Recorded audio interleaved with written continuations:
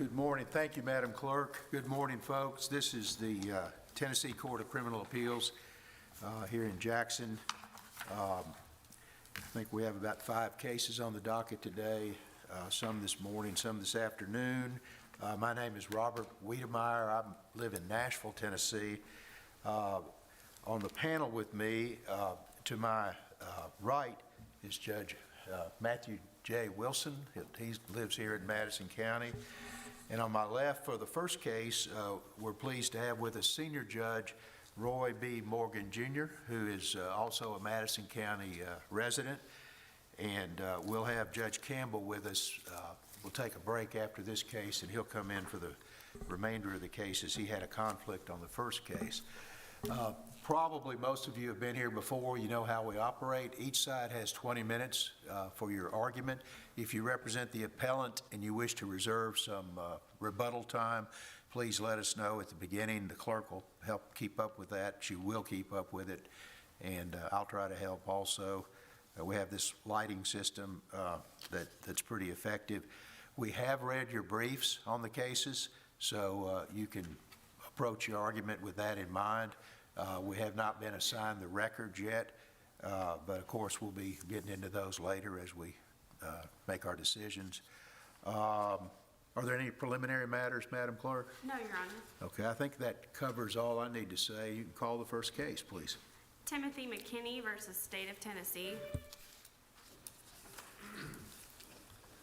Good morning. Good Mr. morning. Chisholm, correct? Good morning. May it please the court. Okay. Lance Chisholm from the Shelby County Bar. I represent the petitioner, Timothy McKinney.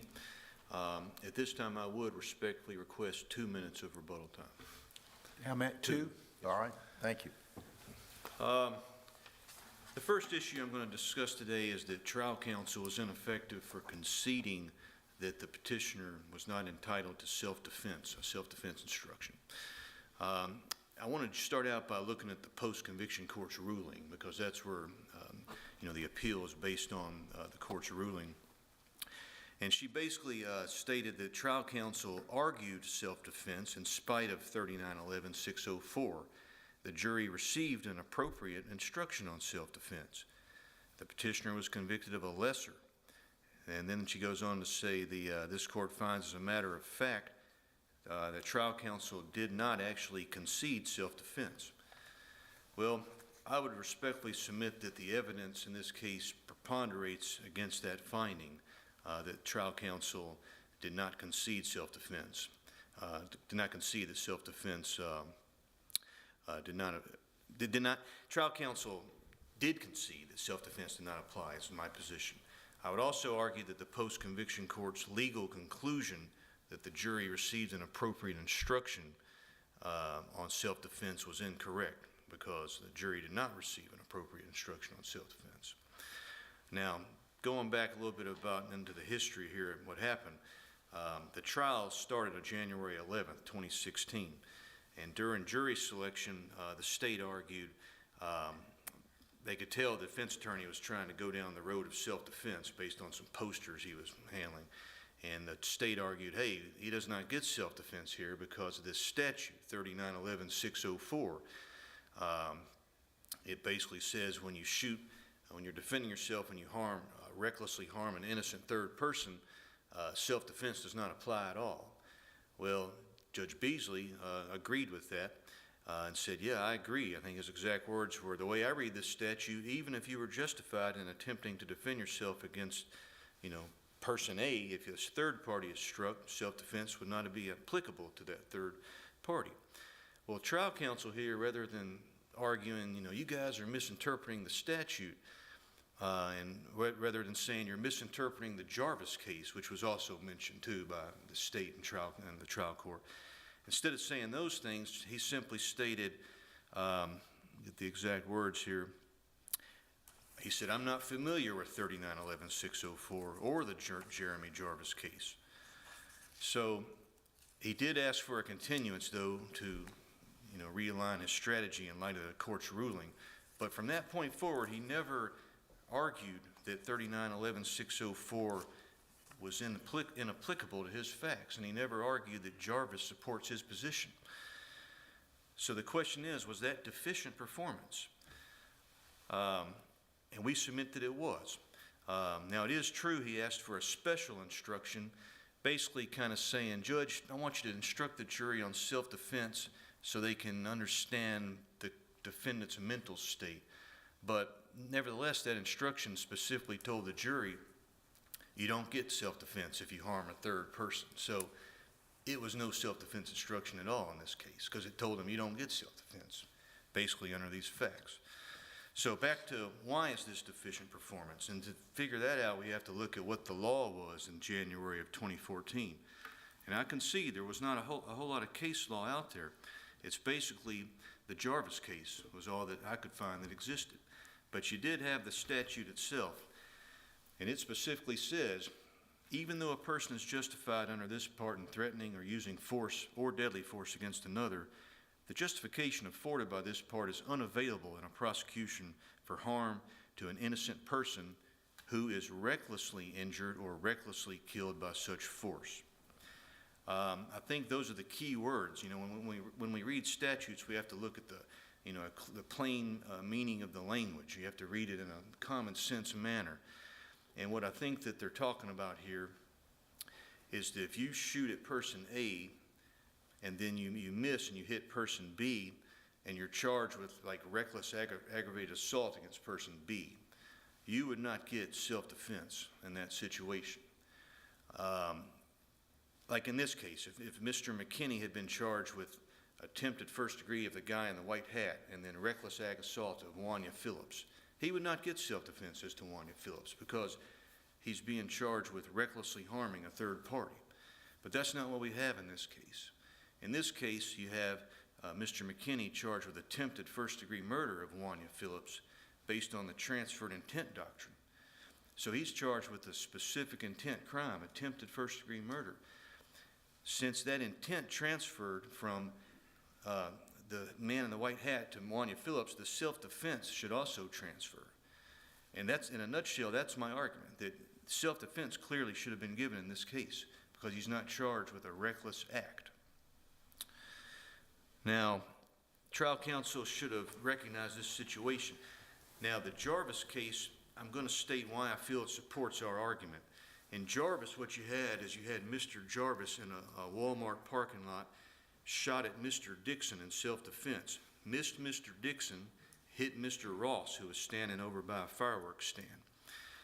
So he was charged with attempted first-degree murder of Mr. Dixon and charged with felony murder of Mr. Ross, with the underlying felony being attempted first-degree murder of Mr. Dixon. At trial, defense counsel argued the shooting of Mr. Ross was not felony murder or second-degree murder. It was merely negligent homicide. That was the whole defense. They were trying to beat that felony murder charge as to Mr. Ross. Well, Mr. Jarvis was convicted of attempted second-degree murder of Mr. Dixon and was convicted of second-degree murder of Mr. Ross. On post-conviction, Mr. Jarvis argued his lawyer was ineffective for not knowing about 3911-604. He said, you know, my lawyer should have known that there would have been no self-defense as to a reckless homicide conviction against Mr. Ross. Well, the post-conviction court said there's no ineffective assistance here at all because that was good lawyering, because had his client been convicted of negligent or reckless homicide of Mr. Ross, that would have been an excellent result. And therefore, the fact that self-defense may not have applied to prevent the reckless homicide and the negligent homicide, that's still a great result, and that's just not deficient performance. The Jarvis case does not say that that 3911-604 would prevent you from getting self-defense as to the second-degree murder conviction of Mr. Ross, because if that would have been the case, they probably would have found the lawyer to be ineffective, because if that statute says you don't get self-defense as to second-degree murder, they would have talked about that, and they would have said, yeah, that was in. But Jarvis seems to say you do get self-defense as to something like second-degree murder. So, counsel, if I understand your argument, the absence in Jarvis of this court's analysis to analyze what you just stated as to the other charge, you're saying that supports your position? That's your argument? That's my argument, yes, Your Honor. Okay. Because Jarvis, the only thing it really seems to definitively, positively address is, hey, we are saying this statute does not apply to a reckless homicide. It's very, I think it's clearly saying that. But it never says, look, it also would not apply to that second-degree murder conviction of Mr. Ross. It never goes that far. And that's why I think that trial counsel should have brought that up and read the Jarvis opinion the way I'm reading it and brought that to the trial court. Had he done that, I submit that Judge Beasley would have seen the error in his interpretation and would have decided to charge the self-defense. Because he ended up giving the jury, as I mentioned earlier, this instruction saying self-defense does not even apply when a third person is injured. So that took away self-defense completely in this case. Totally took it away. Now, as to the prejudice prong, had self-defense been given, I submit respectfully there is a reasonable probability the outcome would have been different. The facts in this case where Mr. McKinney said the man in the white hat reached first for his gun, and that's at that point only is when Mr. McKinney pulled out his gun and immediately shot. So that's certainly a jury question, and had an instruction been given, I think there is a reasonable probability it would have been a not guilty. So that's my argument as to trial counsel, that he should have pushed harder for the self-defense. Now I'm going to turn to appellate counsel. Appellate counsel even more so is ineffective, I would submit, because if this court finds there was, any kind of gray area on the law, that's when I think, which I submit there's not under Jarvis, but appellate counsel, I would submit, has a duty to raise issues like this. This is a hot issue. This was hotly contested at trial. This is a very interesting issue. There's not, it hasn't been addressed a whole lot in the courts. It would have been a perfect opportunity for appellate counsel to bring this to the court, the court's attention. Now, the post-conviction order starts out saying, this court does not agree with appellate counsel's claim the issue was waived, because appellate counsel said since the lawyer never objected, he felt like it was waived. He asked for a special instruction, but he never said objection. And I would submit that that's, this lawyer, appellate lawyer, had been practicing less than a year. Okay, this is his first appeal. And I just submit that just because the trial counsel did not object, that's not a reason not to raise this on appeal, because it was put in the motion for new trial. And the law is clear on a general defense like self-defense, even if you don't ask for it, if you put in your motion for new trial, court error to not give in self-defense, then it's preserved. And that's the State v. Hawkins, Tennessee Supreme Court case tells us that. So this was preserved, certainly could have been raised. It was not waived.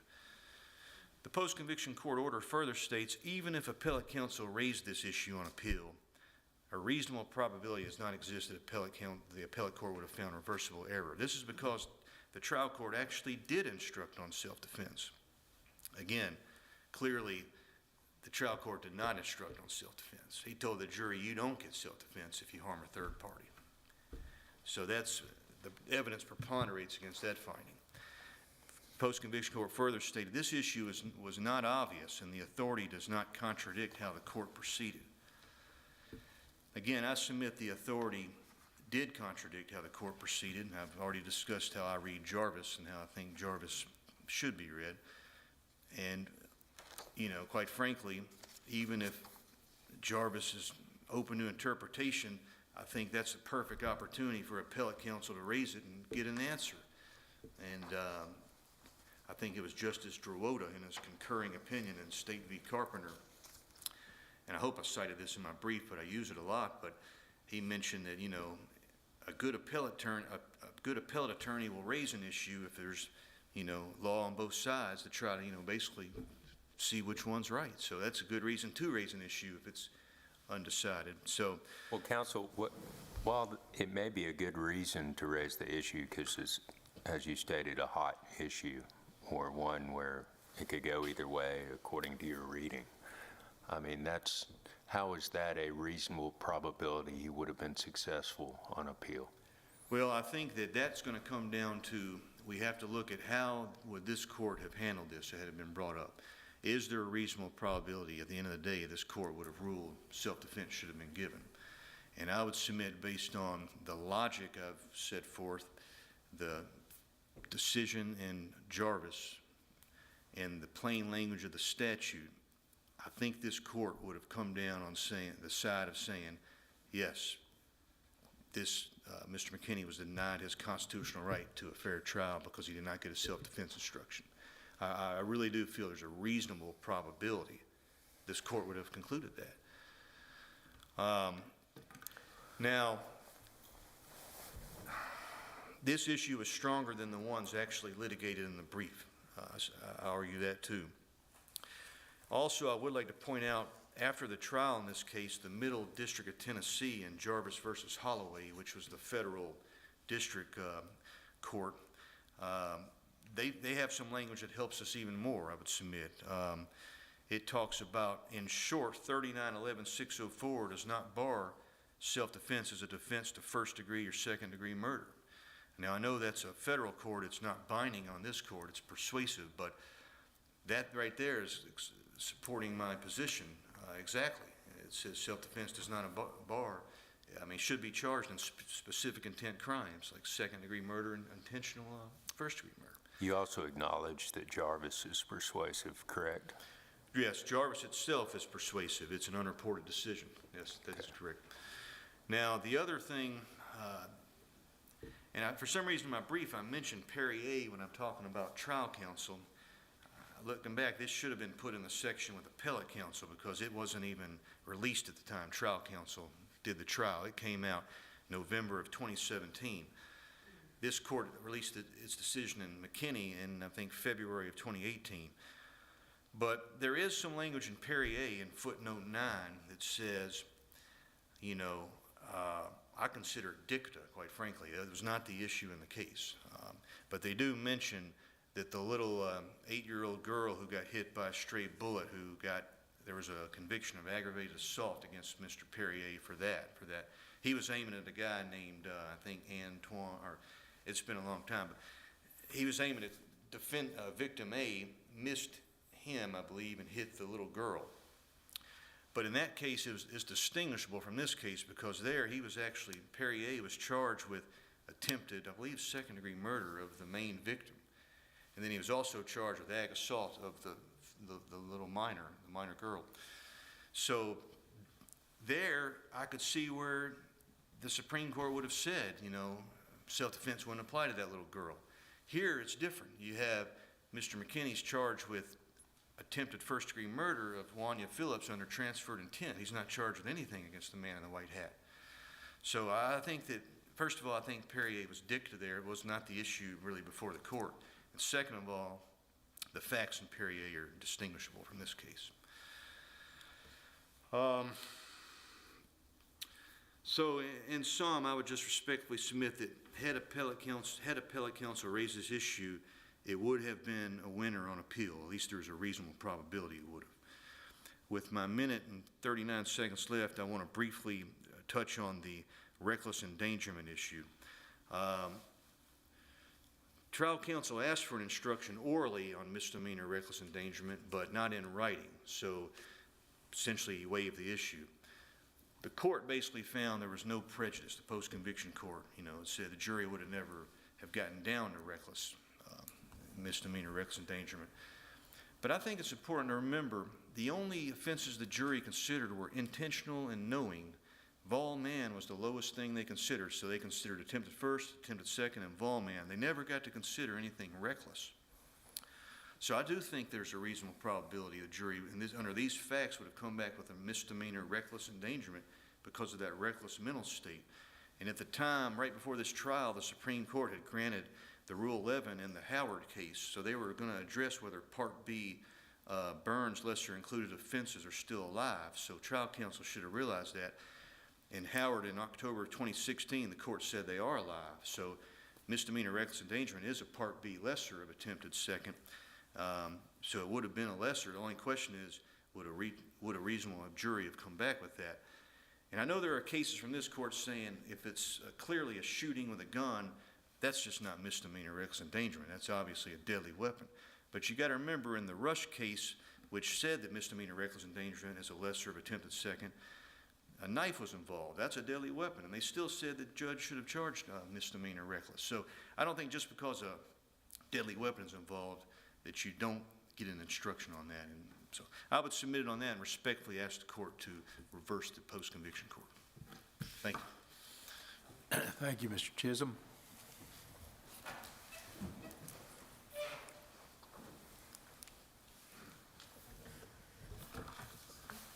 Morning.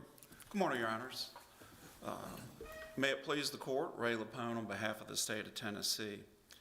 Your Honors, this court should affirm the judgments of the post-conviction court. The post-conviction court properly denied all of the petitioner's claim because the petitioner failed to break through both barriers of Strickland, deficiency and prejudice by clear and convincing evidence. Petitioner also failed to show that trial counsel or appellate counsel were constitutionally ineffective in the handling of this case. Now, respectfully, Your Honors, the state would like to start with the facts that trial counsel would have had when he handled this case. It's very important when we get into the self-defense instruction. When Mr. McAfee got this case, and his testimony will bear that out, he testified at the post-conviction hearing as to what his strategy was going to be in handling a case like the petitioner's. The petitioner was a prior convicted felon. He had a prior second-degree murder conviction, prior attempted second-degree murder conviction, and a 1994 aggravated robbery conviction. With that record, Mr. McAfee knew that the case he had, that the state was going to be able to show that the petitioner bought a gun in a neighborhood after some altercation that occurred, walked into a store with human beings in it, 14-year-olds standing in line, and fired his weapon twice at an individual he recognized as being involved in this prior altercation. He missed that individual and struck a 14-year-old. So Mr. McAfee had those facts going into this case. Now, the state absolutely, respectfully disagrees with petitioner's counsel's characterization of Mr. McAfee conceding anything as it relates to self-defense in this case. The record will show, Your Honors, that Mr. McAfee was prepared when he was going into jury selection to argue self-defense. The record will show that the state brought up this Jarvis case in 39-11-604, and the litigation started. Mr. McAfee fully litigated, and his representation of this petitioner fully litigated this issue. And after Judge Beasley, may he rest in peace, after Judge Beasley looked at this case, looked at the statute, heard the arguments, Judge Beasley decided that self-defense would not be, as an affirmative defense, would not be an instruction in this case. Now, Mr. McAfee, right, he didn't accept that, right? He continued to argue, and the record will show. He asked for a reset. Everybody was ready for trial, but Mr. McAfee fought hard to get a reset on behalf of the petitioner so he could look at this Jarvis case and this statute, and that's what he did. Now, the record will show that when Mr. McAfee came back for trial, that he actually agreed with the state's reading of Jarvis and 39-11-604, the trial judge's reading of Jarvis and 39-11-604. Moving forward to the post-conviction, and I think it's important, Your Honors, to note that the post-conviction judge was different than the trial judge. So at post-conviction, and Mr. McAfee even testified when he was asked by petitioner's counsel, why didn't you argue something else? And Mr. McAfee at that hearing told petitioner's counsel under oath that as I read Jarvis in this statute today, I still think self-defense shouldn't have been charged in that case. I don't agree with that logic. I wish it was something different. So now, by the time of hearing, you have a trial judge, you have Mr. McAfee at trial and at the hearing, and you have a post-conviction judge all interpreting Jarvis and this statute a particular way. The state would respectfully submit to Your Honors that this is not the proper vehicle to get into a reasonable interpretation or a different interpretation of those statutes. This is related to the constitutional representation that Mr. McAfee was giving this petitioner based on the facts that he had going into trial. And his strategy, and as your honors know, because strategies can vary from lawyer to lawyer, that when Mr. McAfee walked into this trial, he had a wide range of strategic choices that he could make with a client with this record. And this crime was all on video. So the jury had seen this video, and he knew that the petitioner had to testify. And that's important as it relates to the other claims raised in the petitioner's brief, is Mr. McAfee's trial strategy was he was not going to be able to hide from this jury that his client was a convicted felon shooting on video and striking a 14-year-old. So what did he do? He began to make decisions in his constitutionally effective representation of the petitioner. And this links directly to the effectiveness of appellate counsel. The record will bear out, yes, he was inexperienced in handling appeals. But if you look at his preparation going into this appeal, he spoke with the petitioner, he spoke with Mr. McAfee, he read transcripts and he looked at the trial, he put time into it, and he raised what he said at the hearing were the strongest arguments that he felt had merit to them to raise before the appellate courts. Now, when he was asked about the self-defense instruction, he admitted that he thought it was waived. But when you look at his testimony, he also said that even if it wasn't waived, it wouldn't have been something I would have considered to raise.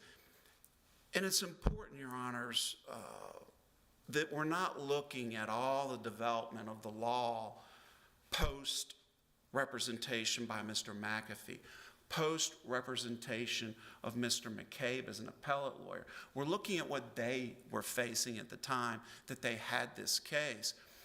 And when Mr. McCabe looked at this case, once again, you had the trial judge, you had the trial attorney, you had the state all agreeing on this interpretation of Jarvis and this statute.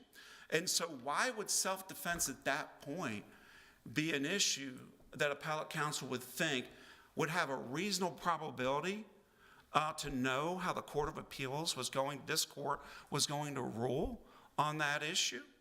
Because the state stands before you in 2025, and the petitioner's counsel citing cases like Perrier in 2017 and footnotes in cases coming out. And as Judge Wilson pointed out, Jarvis was an unpublished 2014 case. This development of the law shouldn't be held against the representation that Mr. McAfee provided and that Mr. McCabe provided. Getting to this prejudice barrier, even if some of these claims were to break through the deficiency barrier and be standing at that prejudice wall, at what point has this petitioner shown, when he testified at trial and told that jury that he fired in self-defense, with or without that instruction, and the jury also saw the video? They resolved those issues. The state respectfully submits that whatever analysis this court would engage in looking at whether or not that should have been charged, is you can't break through prejudice because it wouldn't have changed the jury's result had it been charged. And as petitioner's counsel told Your Honors, Mr. McAfee didn't just accept this ruling. He filed a written instruction on self-defense. Judge Beasley didn't give the instruction as written, modified it a little bit, but did give the instruction that Judge Beasley thought was warranted in light of 39-11-604. So the state submits, Your Honors, that this case clearly, the petitioner cannot break through that prejudice barrier as it relates to the representation of trial counsel or appellate counsel. And this goes all the way through the petitioner's claims against Mr. McAfee, whether you want to talk about bifurcation, whether you want to talk about did he litigate hard enough to keep out that 1994 aggravated robbery? Did he object at the appropriate time when there was this particular line of questioning, when the defendant was on the stand being cross-examined as a 3-time violent convicted felon who armed himself and went into a store in the community and shot a 14-year-old? That wide range of strategy, Your Honors, is what you will see the state submits when you look at the representation and all the issues the petitioner raises. Let me just ask you one question about the first claim. And is it the state's position, I guess, that counsel and the trial court, even if they had a crystal ball, which they're not required to do, but even if they had one, with the further developments in the law, it's unclear anyway. Is that the state's position as to the self-defense? Your Honor, that is absolutely the state's position. And as Your Honor in that question understands, it's because we're here under a post-conviction vehicle. So what are we talking about, right? Constitutional, effective representation by these attorneys based on the case that they had, and respectfully to petitioner's counsel, but yes, even in his arguments, he's making his argument as to what the reasonable interpretation is of an unpublished case in this statute. And that certainly doesn't amount to clear and convincing evidence to break through these barriers. If Your Honors don't have any other questions, the state will rely on its brief for any remaining issues. And the state respectfully asks this court to affirm the judgments of the post-conviction court. All right, thank you, General. Thank you. You got 2 minutes. Thank you, Your Honor. I just want to hit the points in order that the state mentioned there. As far as the facts of the case, I think the video was pointed facing Mr. McKinney, and not so all you see is the guy in the white hat's back. So you really can't see what he's doing. All we have is Mr. McKinney's side saying he saw the man in the white hat pull the gun. So I think the facts are actually pretty strong for us, to be quite frank. Now, as far as conceding, I submit that trial counsel did concede the argument. I mean, even the instruction he proposed said in the first paragraph, self-defense does not apply in this case because an innocent third person was hit. So he definitely conceded the argument. And then think about the law. If it was interpreted the way the state's saying it should have been and the way it was interpreted, that means if you're defending yourself and you're a bad shot, the state can always just go indict you under transfer intent of the first-degree murder or attempted first of that innocent person. You would never get self-defense. And that just can't be the way that cannot be what the intent of the legislature was. It just can't.